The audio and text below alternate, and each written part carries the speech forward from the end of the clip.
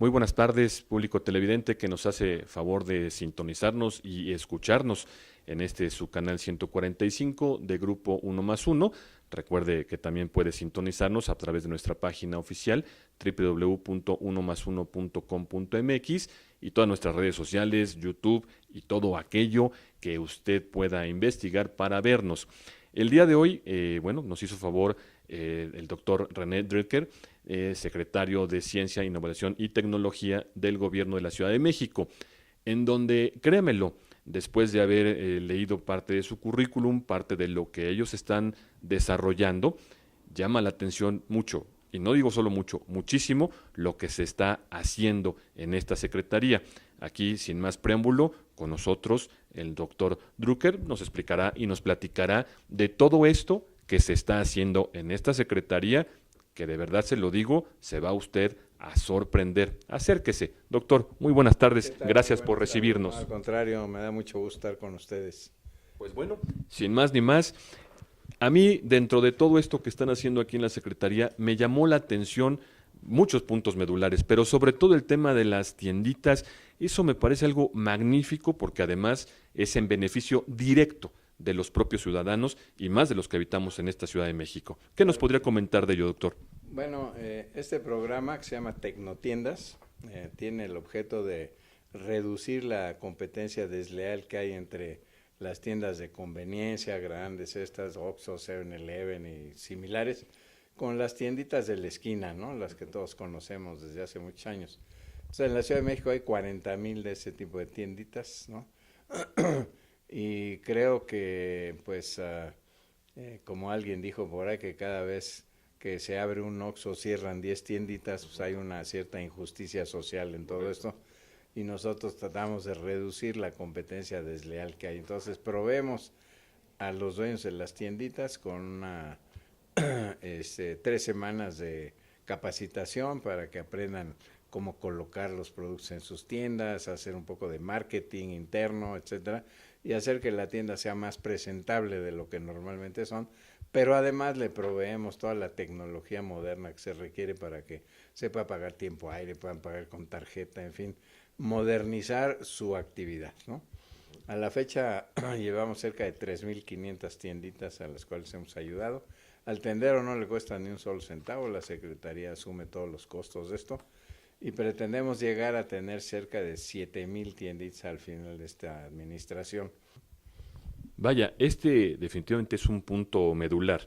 La idea de cerrar los negocios de donde prácticamente este tipo de establecimientos depende la familia entera y a veces hasta algunos más.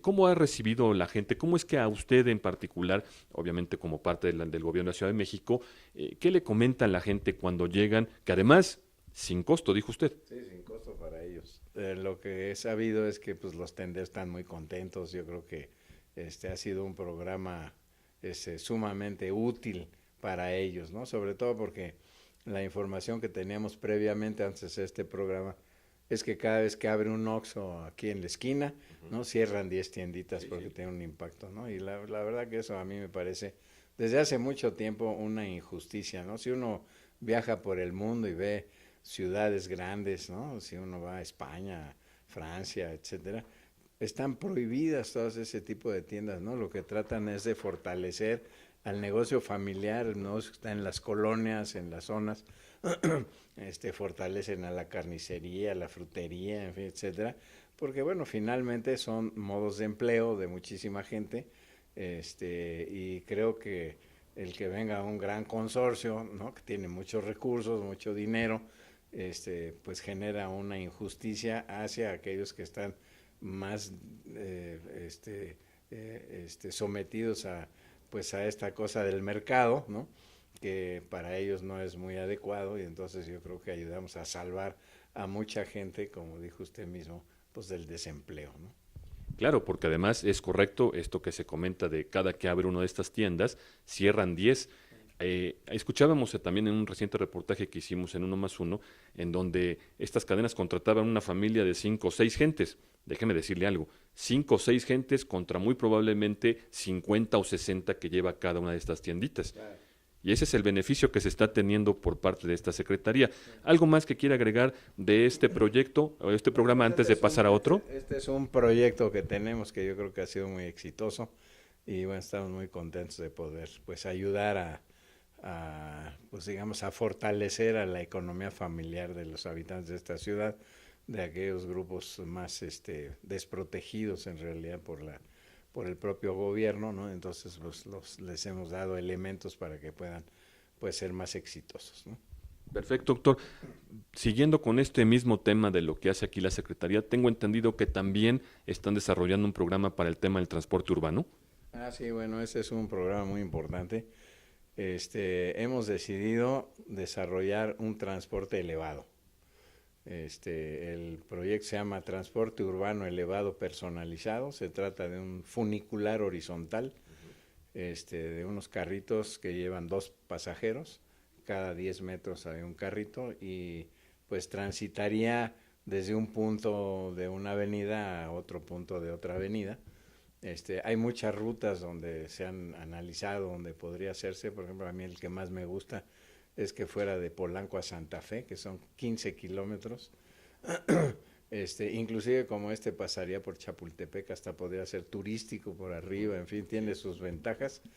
Y bueno, como yo digo, un poco de chiste, ¿no? En el espacio elevado, pues no hay topes, no hay baches, no hay manifestaciones, no hay bloqueos, entonces sería un sistema de transporte constante y podría transportar a muchos millones de gentes. Entonces el prototipo de este tipo de transporte ya está hecho, ya está terminado. Y ahorita estamos en la fase de buscar, pues, dónde exactamente se podría instalar, digamos, el primero. Hay varios delegados que han manifestado mucho interés por este tipo de transporte en su delegación. Y bueno, lo más importante y que es lo que no tenemos, pues es aquel que le vaya a invertir el dinero que se requiere para poder construir, digamos, este transporte elevado. Pero 1 kilómetro de este tipo de transporte es 10 veces más barato que 1 kilómetro de metro, ¿no? Entonces es un sistema de transporte que tiene poca obra inducida, fácil de desarrollar, etcétera, y que no es tan costoso, ¿no? Pero desde luego, pues en varios kilómetros, pues cuesta y tiene su costo y la Secretaría pues no tiene el recurso para construirlo. Eso tendría que ser un proyecto público-privado, ¿no? Se necesita encontrar a ver quién le interesa y en eso andamos, pero el prototipo ya está listo y sería yo creo una alternativa muy buena para el transporte de la Ciudad de México. Muy bien, doctor. Y bueno, siguiendo con esto, que repito, créanmelo, esta secretaría está metida en muchos otros programas y proyectos Bueno, de salud y de otras cosas más. tenemos otro proyecto que estamos también ya impulsando y que va caminando muy bien, es el de los coches eléctricos. Es de sustituir los vehículos de gasolina por vehículos eléctricos, en particular los taxis de la Ciudad de México. Sí. Entonces, también ahí este problema, digamos, ya lo tenemos resuelto. Si alguien trae su vehículo y lo quiere transformar, se puede hacer, ¿no?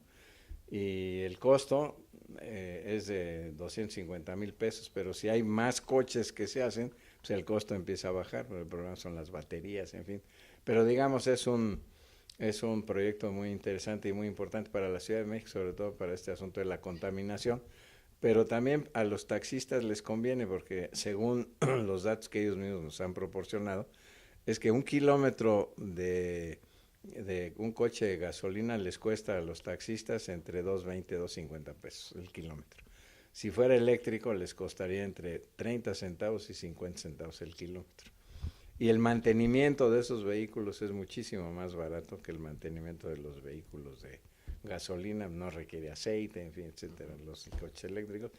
Y sería un sistema de transporte, yo creo que también, pues muy importante que poco a poco en la Ciudad de México se pudiera pues tener más coches eléctricos, ¿no? Y sobre todo que los taxistas fueran en vehículos eléctricos. Ahora, también dentro de este mismo proyecto, pues tenemos ahí un grupo de gentes y hay el interés de construir o fabricar en México el coche eléctrico hecho por México, por mexicanos, un vehículo mexicano hecho en México, que costaría aproximadamente 400,000 pesos el coche eléctrico, ¿no? Una camionetita para transportar cosas en la Ciudad de México tendría ese costo.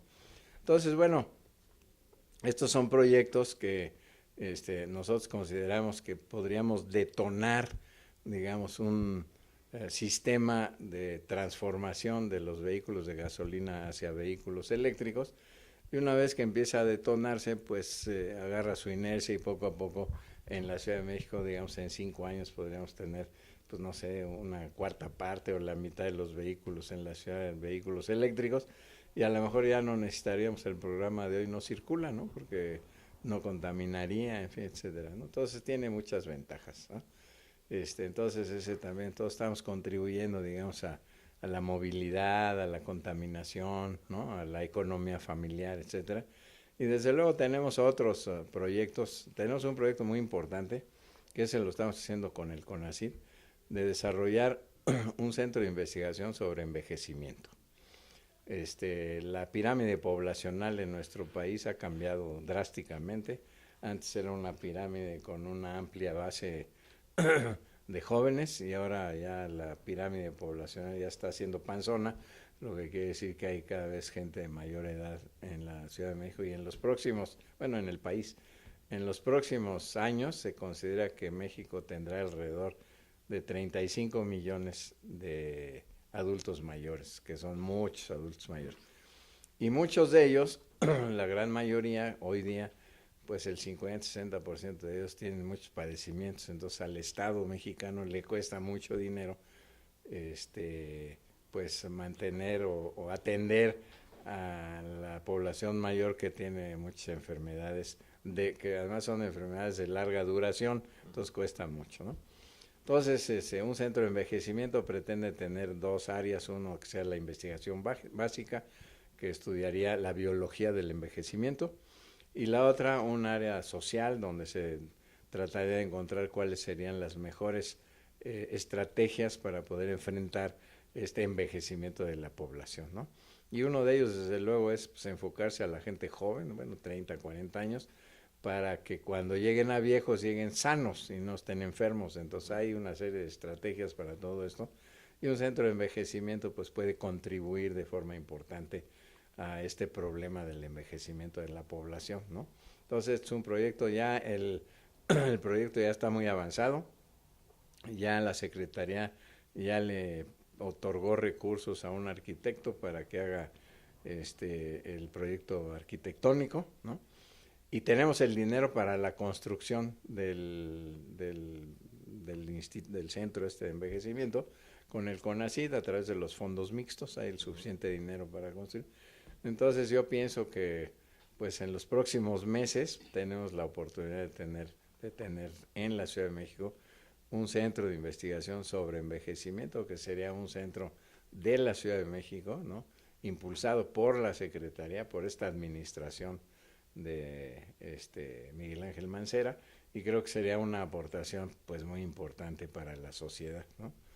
Y tenemos otro proyecto también que es interesante, que también tiene que ver con el área médica, el área de salud, que es el desarrollo de un anticonceptivo masculino. Doctor, si usted me permite, déjeme ir a un corte, sí, claro, para regresar. Ya lo vio usted mismo, no le mentí por la mañana cuando le dije que se iba a sorprender lo que esta secretaría hace. Permítame ir a un corte y regresamos.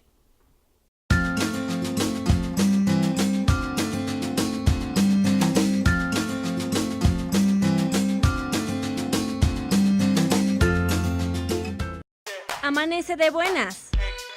Despierta con Enrique Luna. La información que te interesa con un toque fresco para comenzar tu día. Jacqueline Verduzco con lo mejor del entretenimiento. Miguel Sarmiento y el mundo de las redes sociales. Deportes, tecnología, entrevistas y más. De lunes a viernes de 8 a 10 de la mañana. Por UTV, señal con estilo. Muchas gracias por seguir sintonizándonos. Y bueno, estamos aquí con el doctor René Drucker de la Secretaría de Ciencia, Innovación y Tecnología del Gobierno de la Ciudad de México. Nos quedamos en un tema que también seguramente le va a usted a interesar mucho. Doctor, pues síganos. La verdad es que nos está sorprendiendo Siga, por favor. Sí, bueno, hay un investigador en la UNAM que lleva muchos años trabajando con el espermatozoide y él ha descrito en la membrana del espermatozoide un canal donde se permite la entrada de calcio. Entonces, al entrar calcio al citoplasma del espermatozoide, pues eso permite que el flagelo pueda desplazarse y fecundar. Entonces aquí lo que se trata es de encontrar una toxina que bloquee el canal de calcio para que se evite la entrada de calcio a la membrana, a la célula, y de esa manera el flagelo no pueda moverse y entonces tendríamos un anticonceptivo masculino muy efectivo, que además sería reversible, ¿no? O sea, si deja de tomar, si hubiera eventualmente una píldora, ¿no? Pues se la toma y pasa eso, y si deja de tomarla, pues se recupera, ¿no? Entonces no es un anticonceptivo que si lo lleva a cabo o lo toma, pues ya no tiene remedio para el futuro, ¿no? Entonces es un proyecto muy interesante y bueno, se está trabajando en esto, pero además a raíz de este proyecto que hemos desarrollado, hemos desarrollado en la UNAM, hemos dado el recurso para esto, de generar un centro de investigación sobre canalopatías. Entonces, las canalopatías son problemas de el transporte de iones a través de la membrana de varias células, ¿no? Entonces, todas las células, pues hay un intercambio de calcio, potasio, sodio, etcétera, entre el afuera y el interior de la célula. Y muchas enfermedades se ocurren cuando hay alteraciones en tránsito de iones entre afuera y adentro de la célula. Por ejemplo, las arritmias cardíacas tienen que ver con alteraciones en el transporte de potasio, en fin. Entonces, este laboratorio de canalopatías pues puede estudiar pues diferentes enfermedades y encontrar soluciones para, digamos, este tipo de enfermedades. Hay muchas enfermedades desconocidas, de hecho, muchas de ellas o muy recientes o que no se conoce bien el mecanismo, etcétera, y que tiene mucho que ver con estas enfermedades o estas alteraciones de los canales que existen en la membrana de las células, ¿no? Entonces, este centro ya existe, ya está en la UNAM y está pues trabajando de manera importante y yo creo que en unos 4 o 5 años tendremos resultados importantes, ¿no?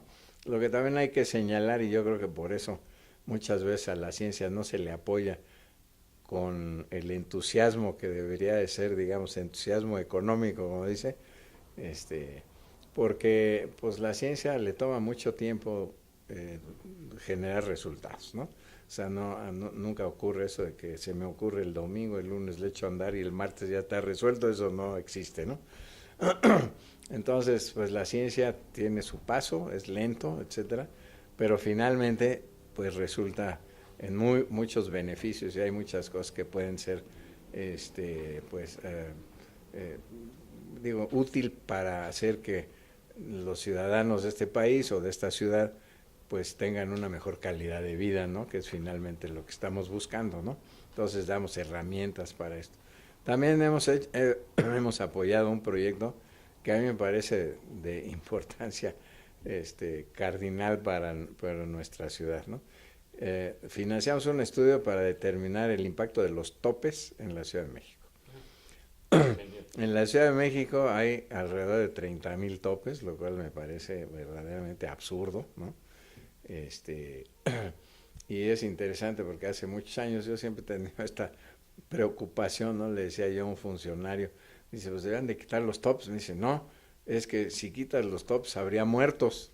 Le digo, bueno, pues es que no podemos vivir así, o sea, necesitamos tener, digamos, una cultura cívica, no una cultura de ciudadano, pues que sea diferente a la que tenemos ahora. Porque tengo que poner un tope y hacer que el carro se pare y en lugar de que se pare cuando pasa un peatón, ¿no? Y no lo atropelle, ¿no?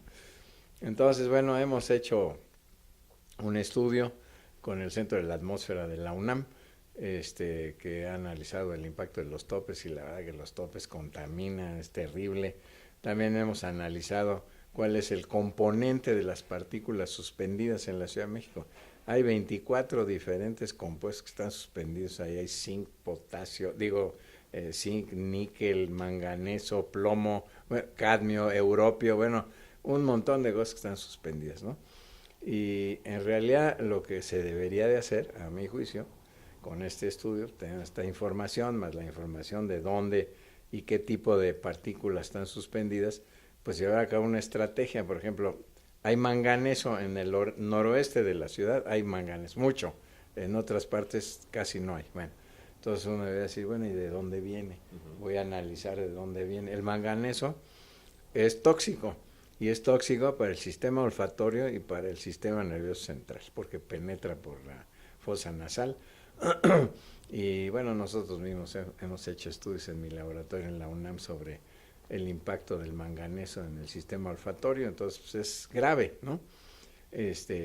Bueno, entonces, si uno tiene toda esa información, pues el gobierno o el Estado, pues ya tiene herramientas para poder corregir lo que afecta a la población, sí, claro, ¿no? Entonces, pues esto de los topes, pues ahí está. Ahora ya me dijeron el otro día que ya han quitado alrededor de 700 topes, ¿no?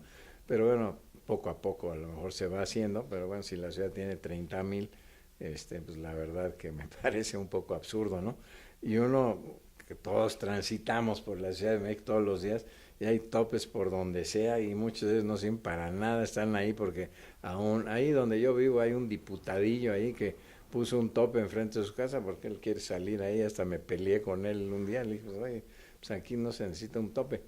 Pero bueno, esto de los topes, pues debería ser una herramienta del gobierno para encontrar en los lugares donde realmente se necesita un reductor de velocidad que se ponga para proteger a cierto tipo de ciudadanos, etcétera, los niños, los adultos mayores, en fin, etcétera, los discapacitados, bla, bla, bla. Pero no puede haber topes por toda la Ciudad de México, ¿no? Pues no existe, yo no he visto topes en ninguna parte del mundo más que aquí, ¿no? Sí, que además ahí surge ese ya viejo refrán en el hecho de que la mayoría de los mexicanos que cruzan la frontera, número 1, no tiran basura, número 2, no se pasan el alto, y número 3, efectivamente, se paran para darle prioridad al peatón y respetan. ¿Por qué? Porque aquí no. ¿Por qué aquí no? Es una gran pregunta. Eso bueno, no es parte de... Yo sí sé por qué. Es que en realidad no hay gobierno, no hay autoridad. La autoridad no ejerce las acciones que debería llevar a cabo, ¿no? Claro.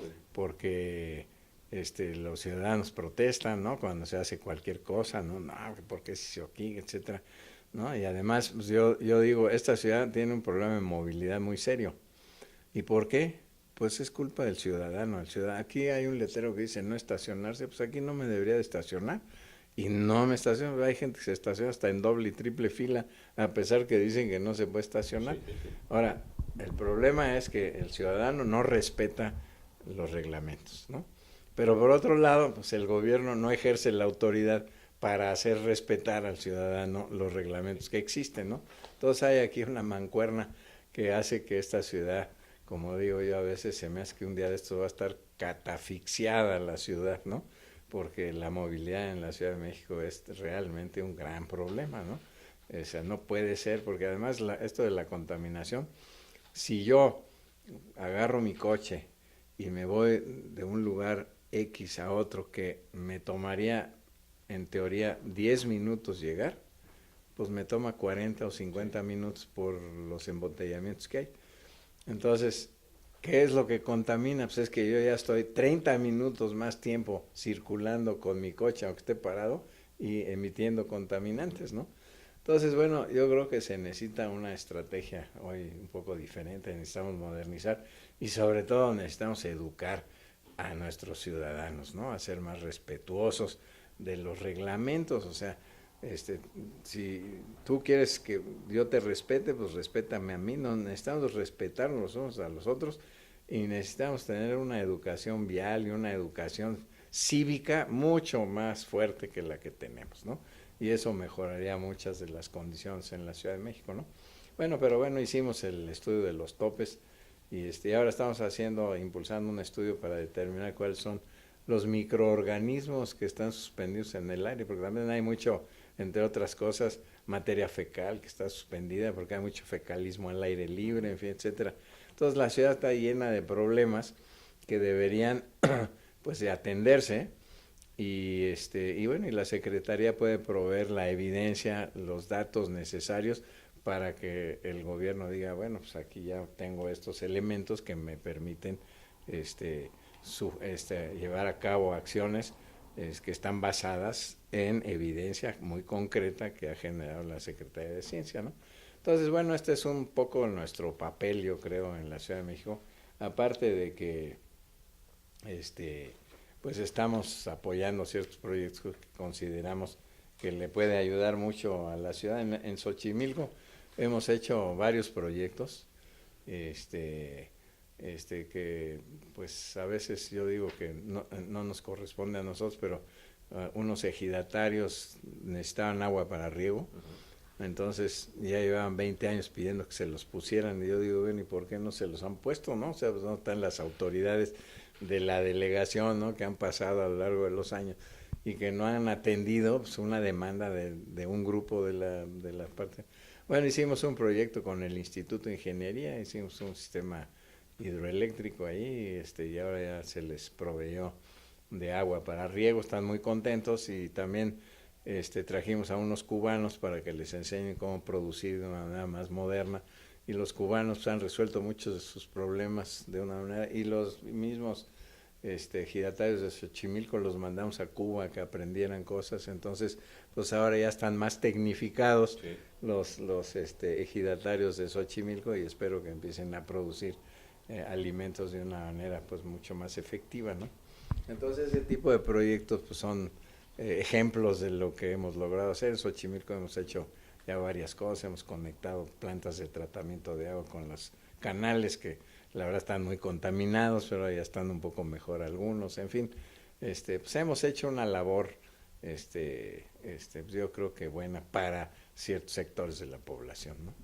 Aquí, cabe la pregunta, la Secretaría de Ciencia indudablemente está metida o cercana o colaborando con muchas de las otras dependencias del gobierno de la Ciudad de México que no se están especializando tanto como aquí, o dónde viene esa unión, como usted lo acaba de comentar en el caso Xochimilco. Bueno, lo que pasa es que nosotros hemos analizado, recientemente, debo decir dos cosas. Una, hicimos una convocatoria, que para proyectos de investigación, es una convocatoria que está orientada a trabajos de investigación que se enfocaran a resolver algún problema de la ciudad, ¿no? Pues recibimos 459 proyectos, pero finalmente se aprobaron 28, porque muchos de ellos se presentaban porque querían dinero para su investigación, pero no tenían nada que ver con problemas de la Ciudad de México, ¿no? Entonces se han aprobado a través de un comité que analizó los proyectos, 28 proyectos de diversa naturaleza, ¿no? Entonces nosotros otorgamos el recurso para que pues se encuentren cuáles son las soluciones que se deben tener para X, Y o Z problema que tiene la Ciudad de México. Pero luego viene el problema más difícil, ¿no? Porque ya se dice, bueno, pues hay que hacer A, B y C para resolver este problema. Ahora la pregunta es quién lo va a hacer, ¿no? Porque ese es un problema. Por ejemplo, a mí me vinieron a ofrecer un día un proyecto que me pareció muy bueno de los techos verdes. A mí me parece que eso sería fenomenal para la Ciudad de México, ¿no? Pero yo le dije a la persona, no le entro a ese problema. ¿Pero por qué? Si es muy buen proyecto. Le digo, sí, pero ¿quién va a mantener los techos verdes? ¿Dónde está el personal que va a atender, ¿no? Y entonces yo me acuerdo que vi una foto un día de un techo verde en el mercado de Azcapotzalco, unos mercados, todo el techo verde, y estaba verde, tomaron la foto, y una semana después ya estaba todo café porque no había nadie que le regara o le proveyera los servicios al techo verde que fuera necesario. Entonces, uno sabe o uno puede definir qué cosas se necesitan hacer. La ciencia es una herramienta muy importante para poderla definir de una manera adecuada, pero luego se necesita la intervención pues de las autoridades, ¿no? De las autoridades de la delegación o de las autoridades las que sean, o las federales o las que sean, ¿no? Y bueno, ahí está el gran problema, ¿no? Porque no está contemplado digamos, dentro del presupuesto. Digo, es complejo, ¿no? Porque no está contemplado dentro del presupuesto, no se veía que esto se iba a tener solución, en fin, etcétera. Entonces, enormemente complejo, ¿no? Entonces, yo creo que necesitamos enfocar un poco hacia una mejor planeación o una mejor definición de qué queremos resolver. Entonces, una administración podría decir, bueno, en la Ciudad de México tiene 100 problemas, pero como no los voy a resolver todos, mejor me enfoco a los 3 problemas esos grandotes, los resuelvo esos y luego me voy a los siguientes 3, ¿no? Y no tratar de meterle mano a todos los proyectos que de todas maneras no los voy a resolver, ¿no? Porque todo cuesta dinero. Entonces, el problema yo creo que es un poco de estrategia.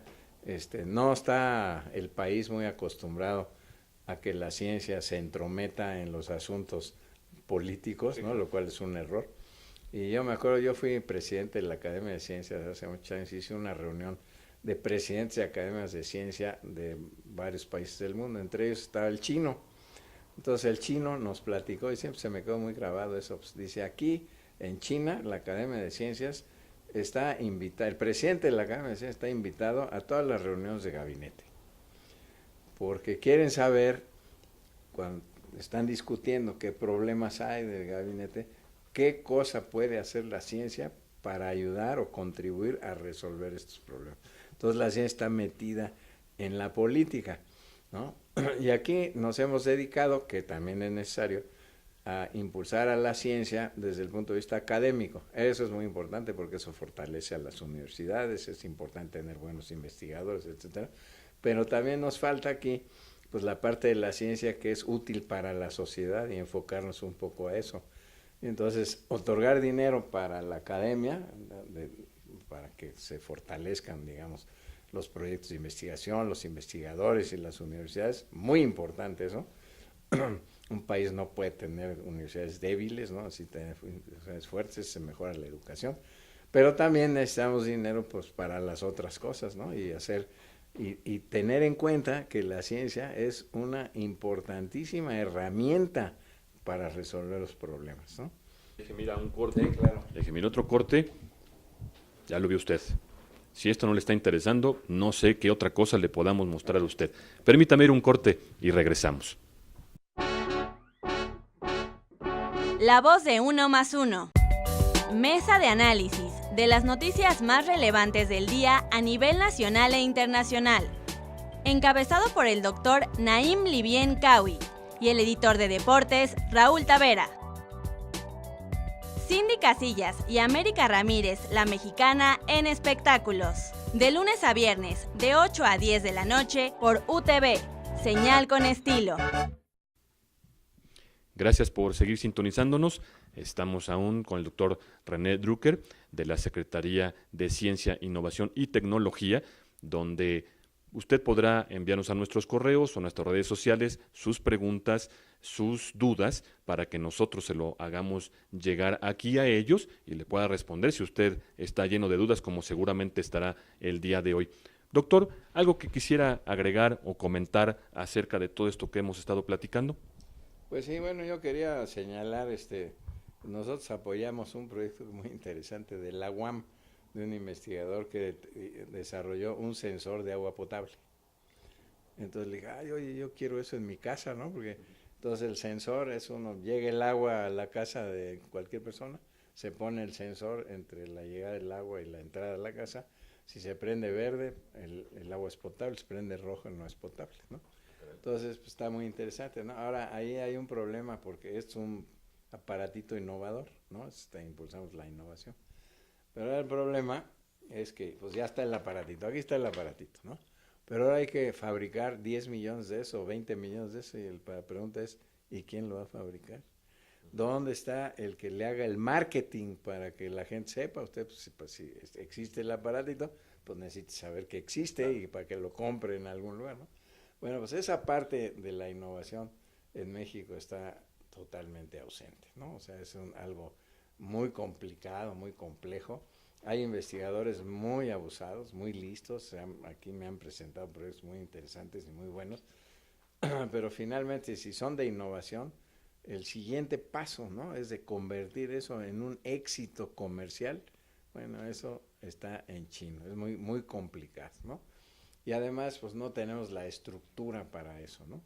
Y además los empresarios, lamentablemente, la gran mayoría, no digo que todos, pues prefieren comprar una franquicia de algo y vender algo que ya existe, etcétera, porque eso les asegura el éxito inmediato.